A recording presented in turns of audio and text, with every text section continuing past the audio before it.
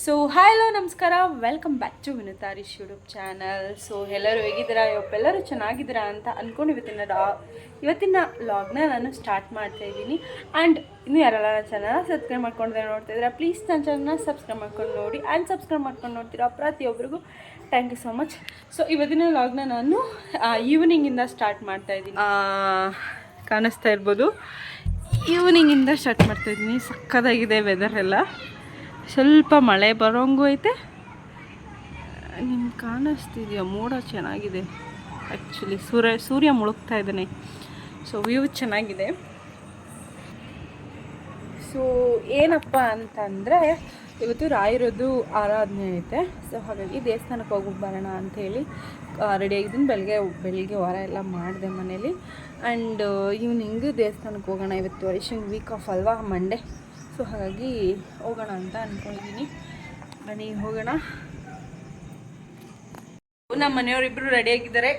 Hi ಮಾಡ್ತಾನೆ ಇವಾಗ. ಬಿಡು ಅವನೇ ನಿಂಗೆ ಬಾಯ್. ಹಿಂಗೆ ಹಾಯ್ ನಾಡು. ಇಲ್ಲಿ ಈ ಕಡೆ ಮಾಡು, ಹಿಂಗೆ ಮಾಡು. ಇಲ್ಲಿ ಹಾಯ್ ಹಾಯ್. ನೀನು ಮಾಡೋ ರಿಷ ಮಾಡ್ತಾನೆ ಅವನು. Hi hi. ಆ ಫೋನೇ ಬೇಕು ಅವನಿಗೆ. ಹಾಯ್ ಅವಾಗಲೇ ಮಾಡ್ದಲ್ಲ. ಟಾಟಾ ಟಾಟಾ. ಸೊ ರೆಡಿಯಾಗಿದ್ದೀವಿ, ದೇವಸ್ಥಾನಕ್ಕೆ ಹೋಗ್ಬೇಕು ಇವಾಗ. ಟಾಟಾ ಟಾಟಾ ಟಾಟಾ ಟಾಟಾ ಮಾತ್ರ ಮಾಡೋದು ಅವನು. ಹಾಯ್ ಮಾಡಲ್ಲ. ಜೋಜಿಗೆ ಹೋಗ್ತಾ ಇದ್ದೀವಿ ನಾವು. ಎಲ್ಲಿಗೆ ಹೋಗ್ತಾ ಇದ್ದೀವಪ್ಪ? ಜೋಜಿಗೆ ಜೋಜಿಗೆ ಹೋಗ್ತಾ ಇದ್ದೀವಿ. ಆಗ ಬನ್ನಿ ಹೋಗೋಣ. ಶೋ ಪ್ರಶಾಂತವಾಗಿದೆ ಎಂದರೆ ವಾತಾವರಣ ಇವತ್ತು. ಯಾರ್ದು ಬೀಳಿಸ್ಬಿಟ್ಟು ಅವನ್ನ ಟೇಕ್ ದಿಸ್.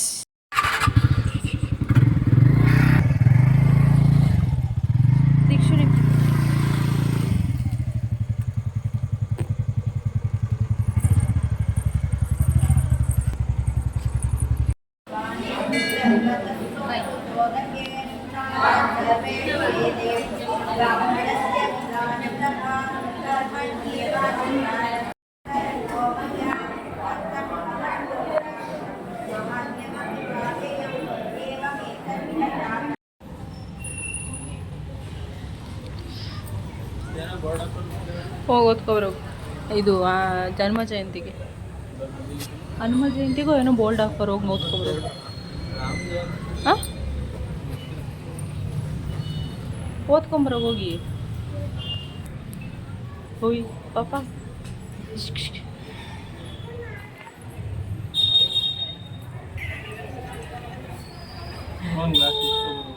ಹೋಗ್ಬಾರ್ದು ಇಸ್ಕೊಬರೋದು.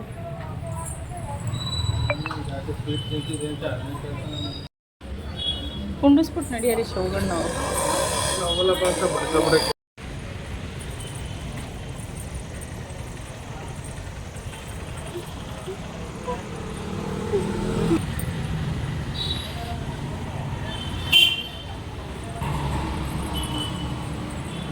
ದೀಕ್ಷು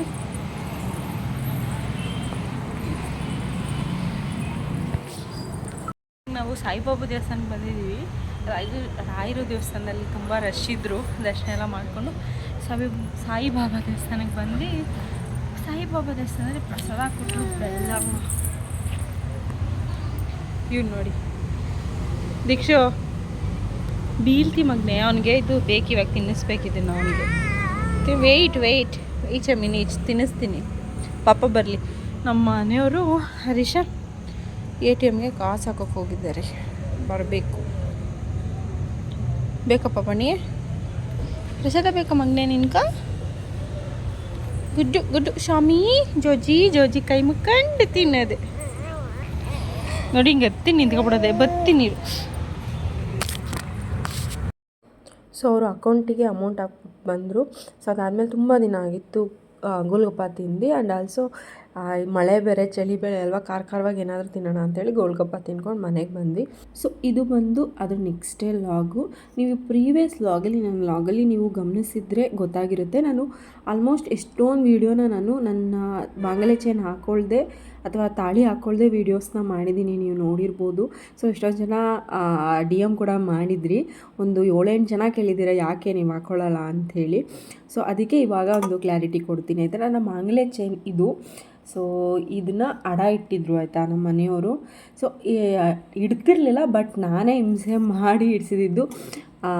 ಏನಕ್ಕಪ್ಪ ಅಂತ ಹೇಳಿದ್ರೆ, ಸೊ ಇದ್ದೇ ಇರುತ್ತಲ್ಲ, ಒಂದು ಬಲ್ಕ್ ಅಮೌಂಟ್ ಬೇಕಿತ್ತು, 1.5 ಲಕ್ಷ ಫುಲ್ ಒಂದು ಅಮೌಂಟೇ ಬೇಕಿತ್ತು ನಮಗೆ ಆಯಿತಾ. ಬೇರೆ ಒಡವೆ ಇತ್ತು ಆ್ಯಕ್ಚುಲಿ.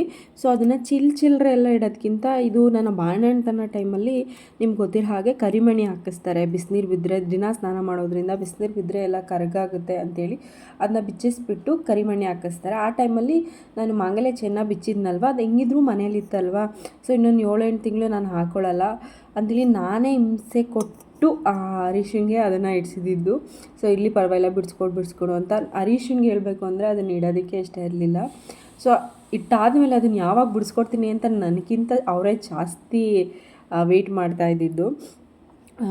ಅದನ್ನು ಇವತ್ತು ಫೈನಲಾಗಿ ಬಿಡಿಸಿ ಕೊಟ್ಟಿದ್ದಾರೆ.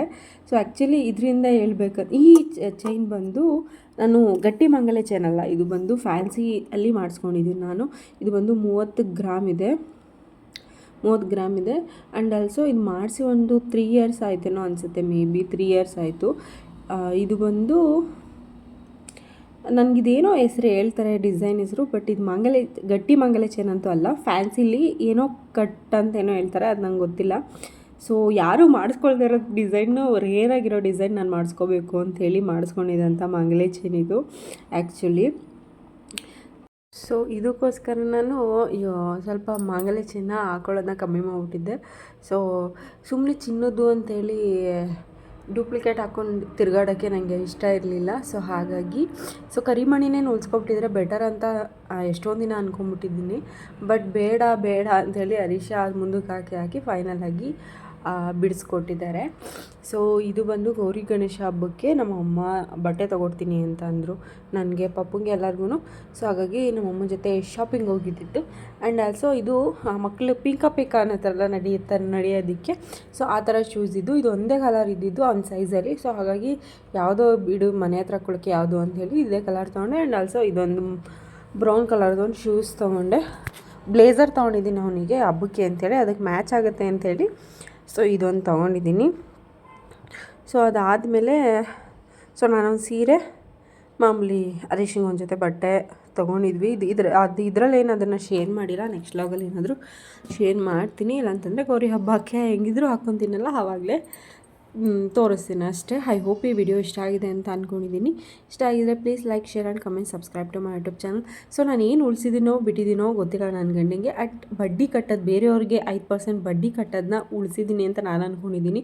ಅವರು ಕಷ್ಟಪಟ್ಟು ದುಡಿತಾರೆ, ಅದು ಅಷ್ಟೋ ಉಳಿಸಿದ್ರೆ ನಮ್ಮ ಮಕ್ಕಳಿಗೆ ಆಗೋದಲ್ವ ಅಂತ ಒಂದೇ ಒಂದು ಥಾಟಲ್ಲಿ ಆ ಒಂದು ಚೈನ್ನ ಇಟ್ಟಿದ್ದು ಅಷ್ಟೇ.